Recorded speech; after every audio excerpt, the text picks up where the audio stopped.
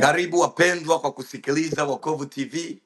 Na huyu anayesimama hapa kwa kuongea ni mwinjilisti Andoi, anapatikana hapa kwenye Wokovu TV. Na katika siku ya leo tunapata nafasi nzuri ya kuzungumza na watumishi kutoka nchi tofauti tofauti. Wenyewe watajitambulisha kwa majina kama gisi unavyowaona hapo. Basi karibuni watumishi wa Mungu, karibuni.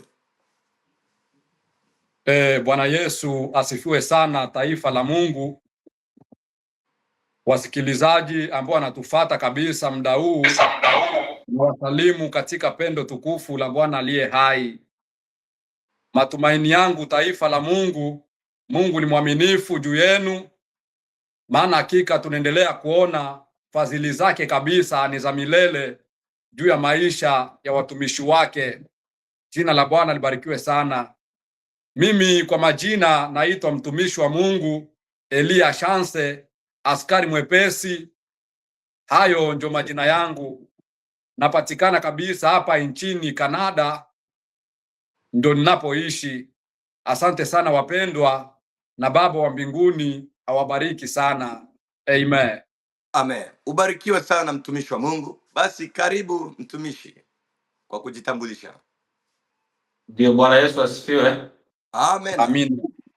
Bwana Yesu asifiwe tena. Amen. Amin. Kwa majina mimi naitwa mtumishi Selemani, nikiwa hapa Sweden. Mimi ni Mtanzania mwenye asili ya Kongo DRC. Ninamshukuru Mungu kwa kuweza kupata nafasi hii ya siku ya leo ya kuweza kusimama na kuweza kumsifu Mungu. Basi mimi hapa nilipo ninaongelea nikiwa Sweden. Nilikuja tokea mwaka jana 2025, ilikuwa ni mwezi wa 11, na mpaka hapa nilipofika hivi na miezi kama 8 hivi nikiwa hapa Sweden. Bwana Yesu asifiwe. Amen. Amen. Amen. Asanteni sana kwa kuweza kujitambulisha watumishi wa Mungu. Basi katika siku ya leo wana wa Mungu, tutakuwa na mada moja, na mada hiyo tutaweza kuichambua kama ilivyo kuhusiana na makanisa ya leo, kwa sababu makanisa ya leo yanakuwa ni hatari sana kwa taifa ya siku za leo, kwa sababu tunapoangalia makanisa ya leo yanahaibisha mpango kazi wa Kristo Yesu. Na sisi kama vijana ambao tumemjua Yesu Kristo kama vijana, unajua tulikuwa na hali fulani kipindi kile, lakini tulivyomjua Yesu Kristo itakuwa ni ajabu sana. Tena tunaona yale tuliyoyaacha kule tena tunayakuta tena kanisani. Sasa Amen. Mada hiyo ndio tutakayoweza kuizungumzia katika siku ya leo, kwa kila mmoja na uelewa wake. Basi tuangalie hii video hapa, wana wa Mungu, tuitazame tu alafu tutaizungumzia. Amen. Amen.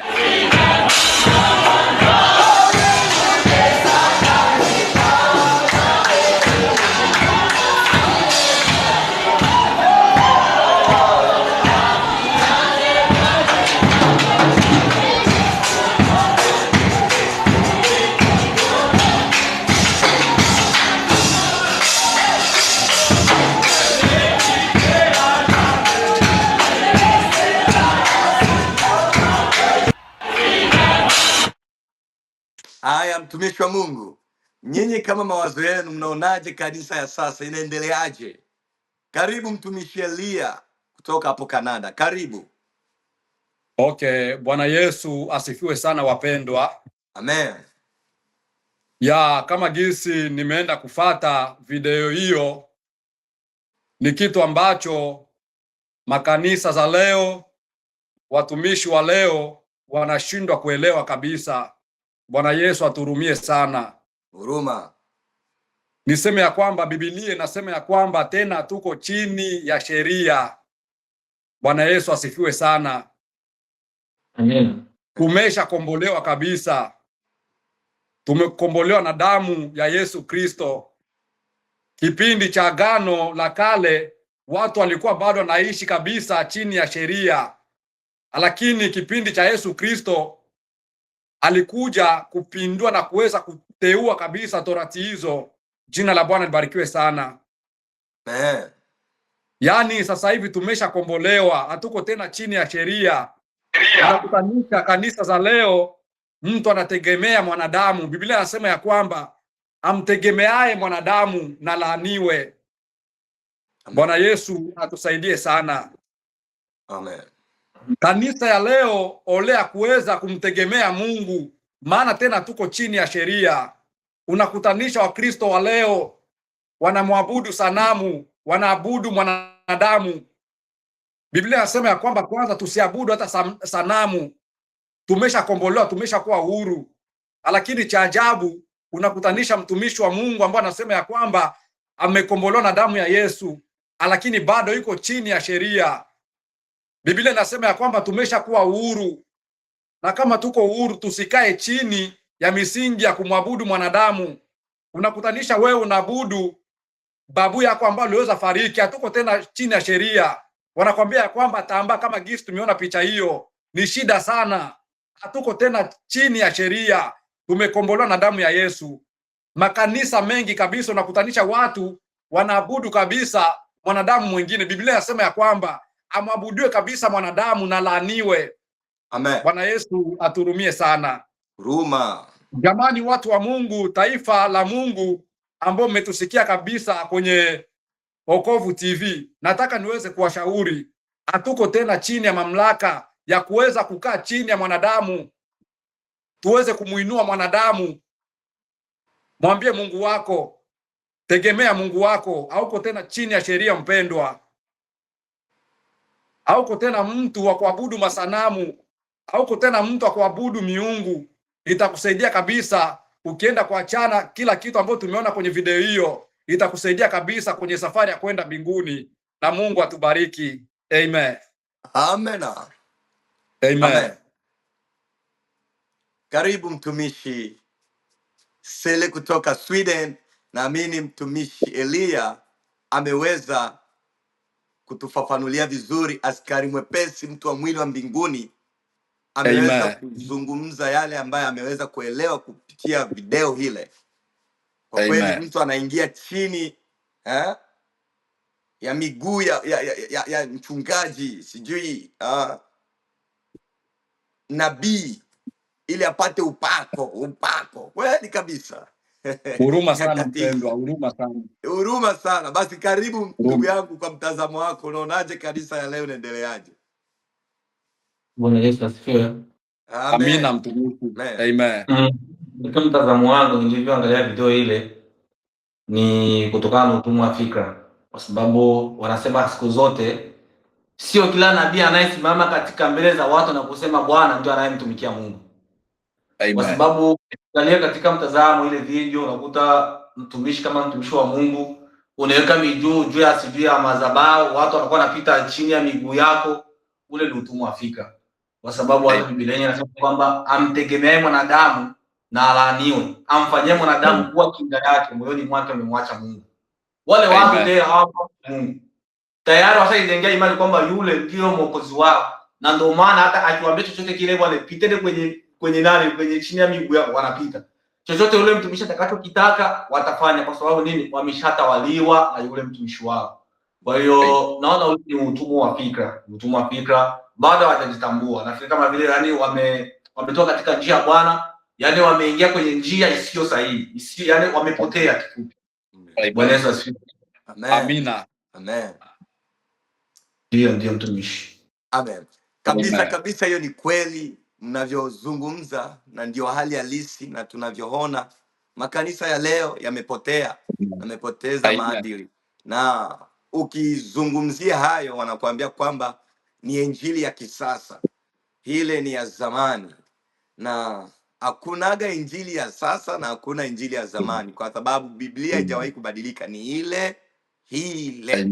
Na maneno yale yale ndio waliohubiri wa mitume na manabii wa enzi zile, na sisi ndio haya tunayohubiri kwa sasa. Lakini wanapojiarasishia mambo, kwa maana Biblia ilisema kwamba itafika wakati wa mwisho watu watakuwa wenye kujipenda wenyewe, wenye kupenda fedha, wenye kupenda wa kwao. Bwana Yesu aturumie sana. Huruma sana. Lakini mtumishi Sel, kama ukiwa uko na Biblia hapo, unaweza kusomea kwenye kitabu cha Hosea sura yake ya 6 mstari wake wa 4. Okay. Tunasoma katika upendo wa Bwana wetu Yesu Kristo. Amen. Amen.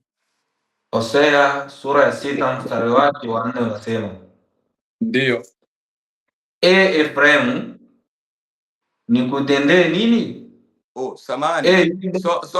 Soma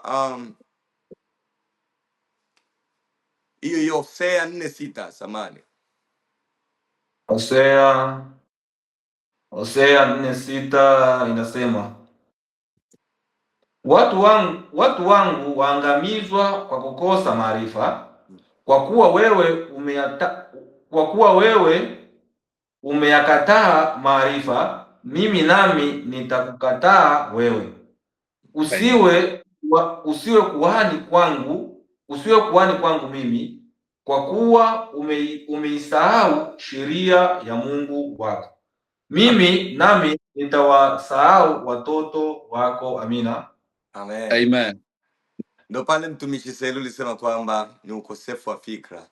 Ni Biblia yenyewe inasema kwamba watu wangu wanaangamia kwa kukosa maarifa. Bwana Yesu aturumie sana. Huruma sana. Mpendwa ndugu yangu unayetusikiliza, badilisha mtazamo wako. Usitafute keki za upako, sijui maji ya upako, sijui makucha ya upako, sijui kupita chini ya mchungaji wako au nabii wako upako. Mtatemewa hadi mate ya upako, kwa sababu mtaenda kula vitu ambavyo ni vya kufisha bure bure. Amen. Ni wakati sasa huu wa kumtafuta Mungu wa kweli, sio Mungu wa kuambiwa chukua hiki na kile. Mungu wetu ni Mungu wa Isaka na Yakobo, Mungu wa Ibrahimu. Piga magoti, mlilie Bwana. Sio Mungu wa miungu, sio Mungu wa kutegemea watu. Tumishi Askari Mwepesi alituambia kwamba tusiwe tunategemea miungu watu, tunategemea Mungu aliye juu mbinguni. Na hii ni wakati wa kuamka, sio wakati wa kukaa kimya. Ni wakati wa kuzungumza, ni wakati wa kusema na Bwana, ni wakati wa kupiga magoti muda wote na kumlilia Mungu. Usitegemee dawa, usitegemee chochote kile, tegemea Mungu. Sisi tumeshatengeneza bumiungu watu tumeshaweka sana mbeleni, na ni wachungaji ambao tunawategemea sana kuliko hata Mungu. Amen. Hiyo sio halali. Mchungaji uko pale ni mwakilishi tu, anayewakilisha Mungu hapa duniani. Wewe utamheshimia sawa, lakini usimheshimu kama Mungu. Heshima yote umempatia yeye mchungaji. Mungu amekosa kila kitu. Yaani ukiuma kidogo, mchungaji fulani, mtumishi fulani, nabii fulani, no. Akutabirie tu, aliyekuroga ni fulani. Hautaki kumtafuta Mungu, hautaki kufunga, hautaki kuomba. Unapenda kwenda tu. Watu wangu wanaangamia kwa kukosa maarifa. Na Mungu awabariki. Amen. Ubarikiwe sana.